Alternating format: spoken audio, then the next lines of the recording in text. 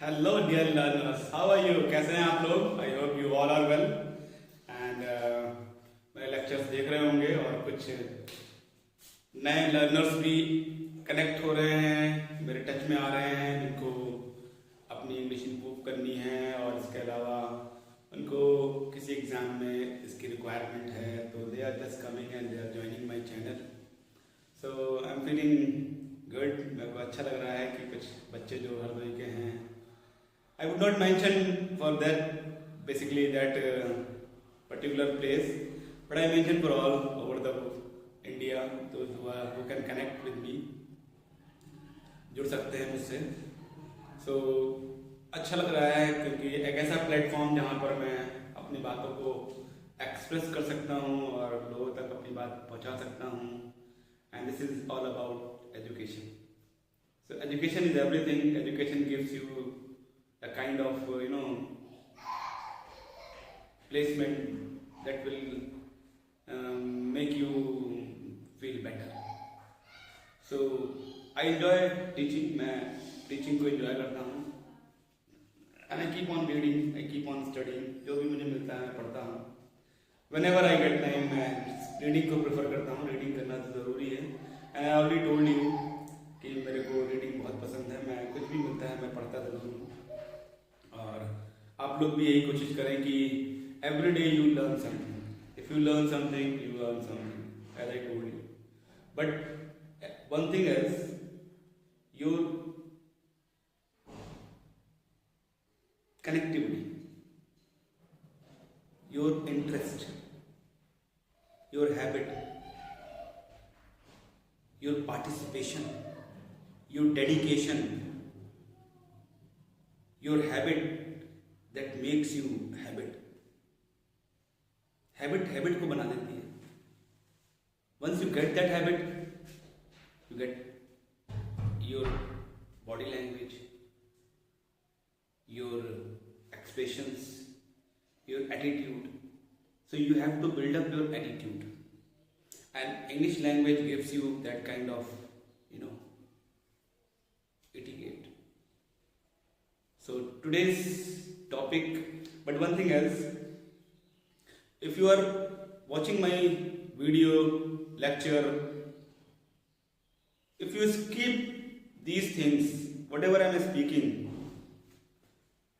dear learners, you are beginners, maybe few of them are, they have learned something, but few concepts you don't have, कुछ concept आपके पास नहीं होंगे, you will learn here.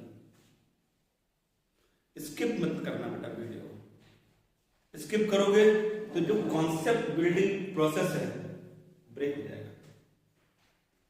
Break होने के बाद फिर वो दोबारा कनेक्टिविटी नहीं जोड़ पाओगे, क्योंकि कनेक्टिविटी ही सब कुछ है बच्चों। कनेक्टिविटी का मतलब मेरा ये है कि अगर वर्ब है तो ऑब्जेक्ट क्यों है, ऑब्जेक्ट है तो कॉम्प्लीमेंट क्यों है, सब्जेक्ट है तो प्रेडिकेट क्यों है। तो चीजों को समझना है, कनेक्टिविटी डेवलप करनी है। Now today's topic is sentence. Sentence basically क्या है?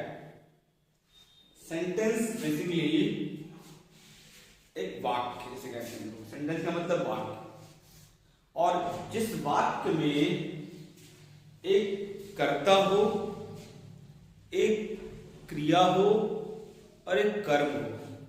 हिंदी और इंग्लिश में डिफरेंस है। I'm just going to write here before we start this topic, but we will start here. जैसे मैंने कहा, वह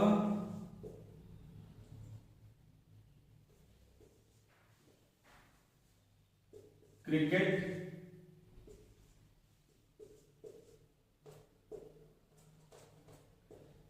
खेलता है। वैसे तो ये नहीं लिखना चाहिए, हिंदी और इंग्लिश को अलग अलग नहीं पढ़ना चाहिए, बट प्रॉब्लम इज दैट कि हिंदी मीडियम स्टूडेंट्स को ज्यादा प्रॉब्लम होती है इंस्टेड ऑफ इंग्लिश मीडियम। वो चीजों को समझ लेते हैं, गाइड कर लेते हैं। आई हैव बीन हियर, वह क्रिकेट खेलता है। इस सेंटेंस में ये वाक्य है, ये पूरा वाक्य है। अब वाक्य कैसा है, किस टेंस का है, जो बच्चों को मालूम है वो समझ गए, लेकिन जो मैं चीज बताने जा रहा हूं वो चीज इंपॉर्टेंट है। अगर मैं वह की जगह राम लिख दूं तो भी चलेगा, लेकिन दोनों चीजों में ये, दोनों वर्डों में ये बेसिकली क्या फंक्शन कर रहा है, ये सब्जेक्ट का फंक्शन कर रहा है।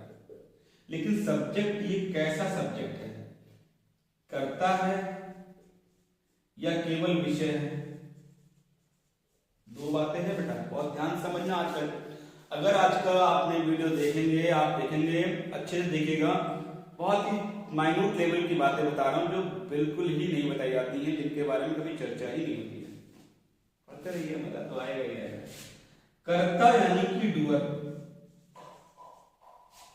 और अगर विषय है तो ये सब्जेक्ट हो सकता है, लेकिन डूअर है तो ध्यान रखना कि ये लिविंग ही होगा बेटा। डूअर अगर मैं बोल रहा हूं तो डूअर हमेशा कैसा होगा, वो बेटा लिविंग होगा। Living living living, do you think this? लेकिन सब्जेक्ट कभी कभी ये डूअर भी हो सकता है, लेकिन मोस्ट ऑफ द टाइम आप देखोगे कि ये अगर कर्ता नहीं है तो ये सब्जेक्ट का केवल काम कर रहा है। तो सेंटेंस भी लिखना पड़ेगा उसके लिए। तो सब्जेक्ट और डूअर में, यानी डूअर और सब्जेक्ट में बड़ा अंतर है। जैसे मैंने कहा this lecture is very important. तो ये जो लेक्चर लिखा हुआ है, मैंने केवल दिस लेक्चर लिखा, दिस लेक्चर इज। अब मुझे बताओ क्या ये डूअर है, क्या ये कर्ता है? केवल ये विषय है, केवल ये सब्जेक्ट है। लेकिन हाँ, इसके अकॉर्डिंग वर्ब आपको जरूर मिल जाएगी। तो डूअर और सब्जेक्ट में, कर्ता और विषय में बहुत अंतर है। व्हेन वी टॉक अबाउट कर्ता, यानी कर्ता कोई एक्शन कर रहा होगा। यानी हिंदी के इस सेंटेंस में आप एक चीज देखो, इस सेंटेंस में आप एक चीज देखिएगा कि जो राम है जिसको रिप्लेस किया वह ने, वह कर्ता क्या है? कर्ता क्या है? तो वो खेलता है, यही उसका क्या है? कार्य है। ये उसका कार्य है। इस कार्य को करने वाला कौन है? खेलने वाला कौन बंदा है? तो ये है बेटा। तो इसीलिए डूअर हो गया, डूअर। जैसे मैं आपको पढ़ा रहा हूं तो इस समय मैं डूअर हूं, इसको समझना बहुत ही जरूरी है। अगर डूअर को नहीं समझ पाए तो क्रिया को नहीं समझ पाएंगे आप। तो जब आपने कह दिया कि यही डूअर है तो उसका कार्य क्या है? ये। अच्छा, वो कार्य किस पर कर रहा है? वो देखो ये क्या करता है, कर्म ये है, कर्म ये हो गया। तो एक छोटी सी बात समझ में आई कि आप हिंदी का जब सेंटेंस लिखते हो तो ये कर्ता हो गया, ये कर्म हो गया और ये क्रिया हो गई और सेंटेंस बन गया बेटा। कर्ता, कर्म और क्रिया हिंदी में ऐसे ही आता है। कितना भी लंबा सेंटेंस हो, ये है बेटा। प्रॉब्लम नहीं होगी, कोई दिक्कत नहीं, ठीक बेटा। लेकिन जैसे ही इसकी इंग्लिश लिखोगे, कन्वर्ट इनटू इंग्लिश, आपने लिखा राम प्लेज, यहां लिख देते हैं ऊपर,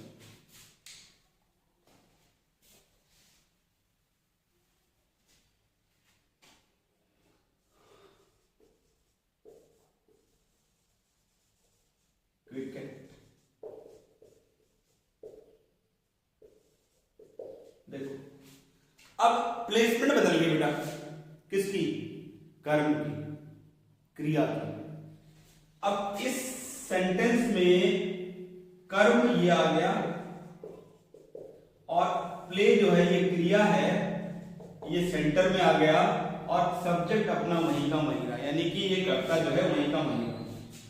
तो दो चीजें आपको समझ में आई, इंग्लिश में सब्जेक्ट, फिर वर्ब, फिर ऑब्जेक्ट। लेकिन हिंदी में बेटा आपको ये मिलेगा, ये हिंदी में है और ये हिंदी में है, ये इंग्लिश में है।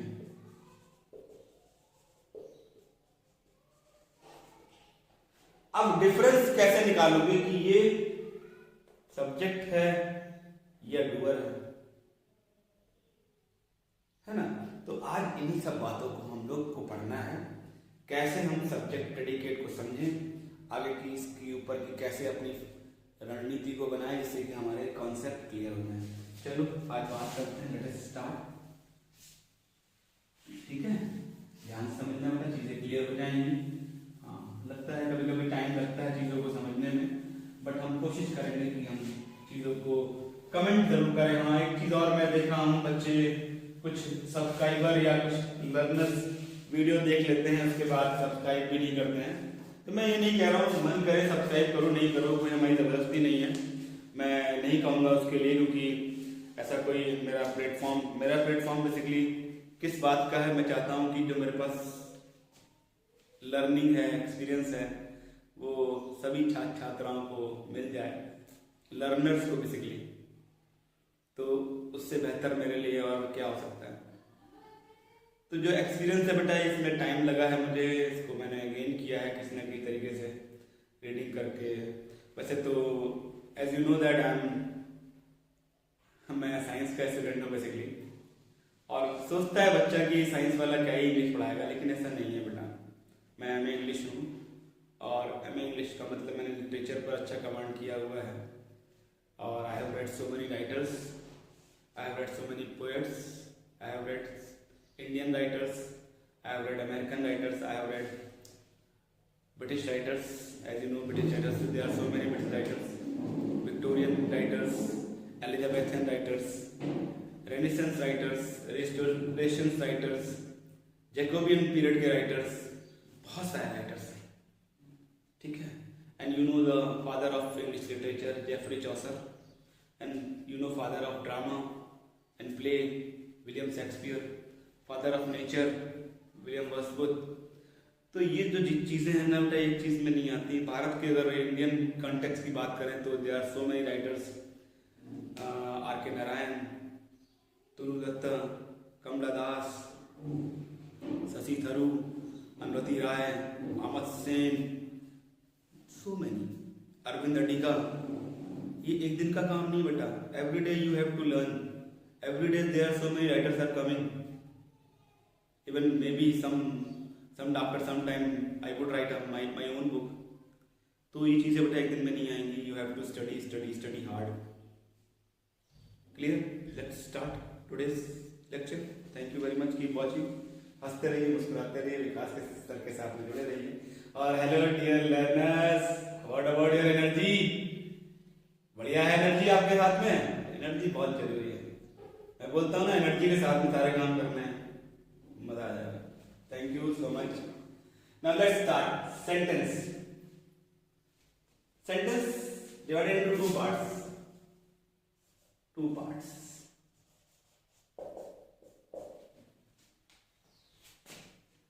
First part is subject and second part is predicate. You can take the screenshot. And when we talk about subject and talk about predicate, that means the rest of the part that start from the verb। यानी subject का जो part है उसमें केवल subject की बात कर सकते हैं हम, लेकिन जब हम प्रेडिकेट के बारे में बात करते हैं तो subject that tells about predicate and predicate tells about subject. यानी कि अगर आप एक डेफिनेशन लिखना चाहो तो इट tells about predicate।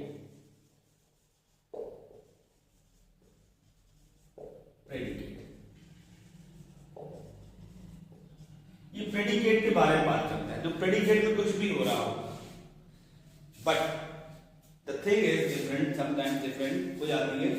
और जो प्रेडिकेट है वो किसके बारे में बात कर रहा है बेटा? वो सब्जेक्ट के बारे में बात कर रहा है, जो भी चीज हो रही है यहाँ पर। लेटर वी विल डिस्कस, एक और फॉर्मेट बनाने को मिलेगा, पढ़ने को मिलेगा। Now one thing you must clear, subject either it will be noun और प्रोनाउन, या तो वो नाउन होगा या तो वो क्या होगा बेटा, प्रोनाउन होगा। ये दिमाग में बिल्कुल क्लियर कट रखना है आपको।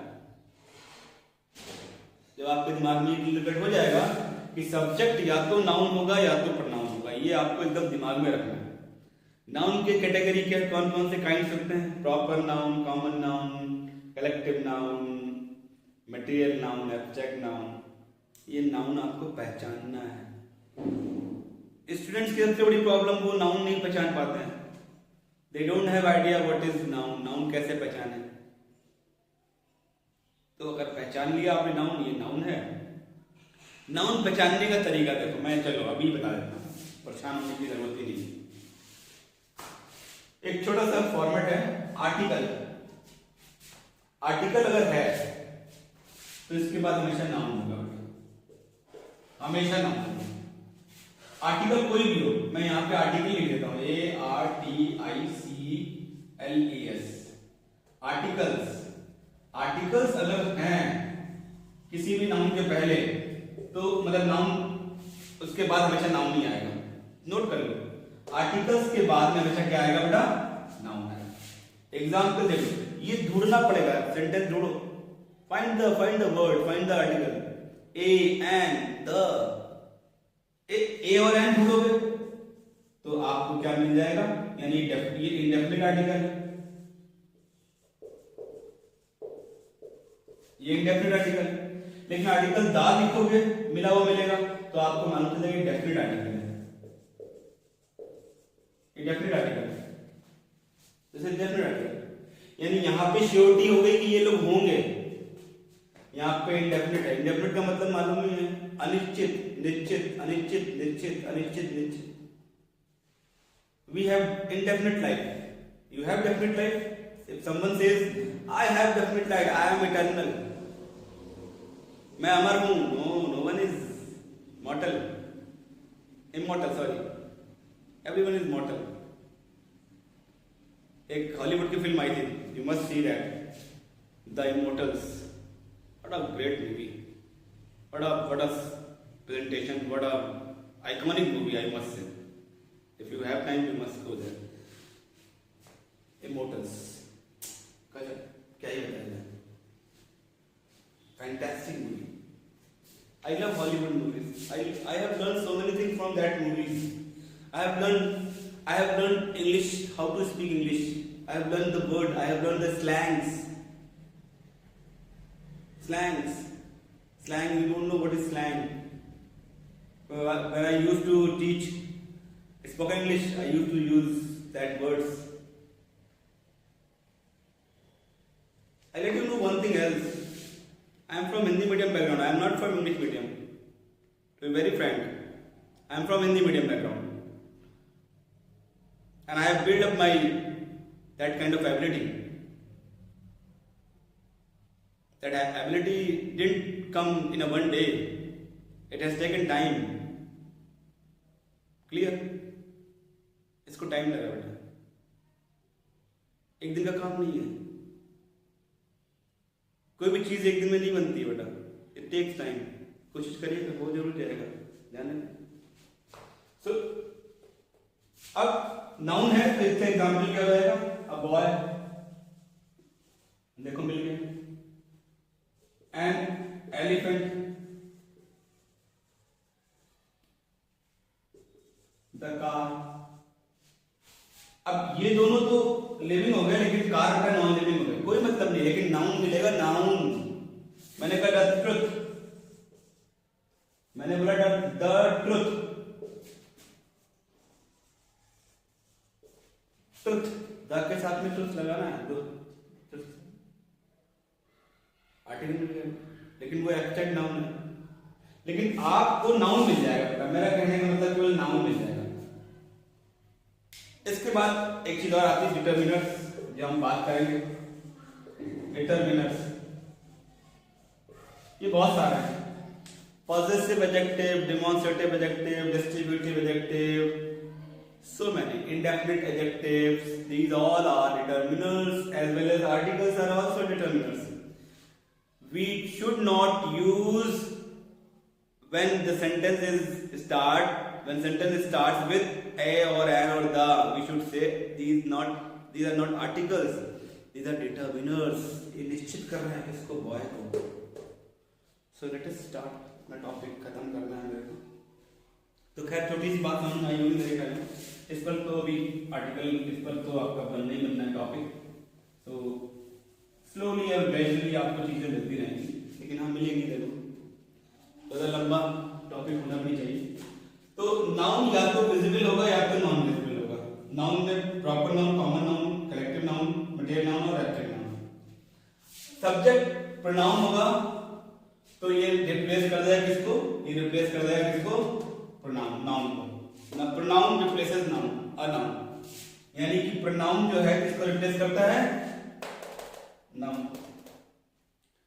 First person, second person, first, second, third, ये थ्री टाइप्स के आपके प्रोनाउन होते हैं जो रिप्लेस कर देते हैं किसको, नाउन को. सो आज के लिए तभी इतना है. इसके बाद नेक्स्ट लेक्चर भी आएगा, यही टॉपिक कंटिन्यू रहेगा. I would not drop this particular topic. और इसका जो कंटिन्यूएशन में है, ये काफी लंबा टॉपिक है. इसमें चीजें छोटी छोटी माइनर चीजें हैं जो मैं क्लियर करने की कोशिश करूंगा, जिससे कि होपफुली आपके जो कॉन्सेप्ट है वो क्लियर हो जाए. So keep watching and thumbs up, like जरूर कर दें, कमेंट जरूर ही कर दें, क्योंकि कमेंट करेंगे तो मेरे कॉन्फिडेंस में और इजाफा हो जाएगा. और आप सभी लर्नर्स को जो एक प्रॉब्लम होती है इंग्लिश के रिगार्डिंग, हाँ वोकैब वाला सेक्शन पे लेके चलेंगे हम उसको. कोशिश करेंगे कि सारी चीज़ें आपकी कंपाइल हो जाएं यहाँ पर. और धीरे धीरे होगा बेटा, थोड़ा सा टाइम तो लगता ही हर चीज़ के लिए. सो कीप वॉचिंग और कोशिश करिए विकास सर को सपोर्ट करें. Thank you, keep watching.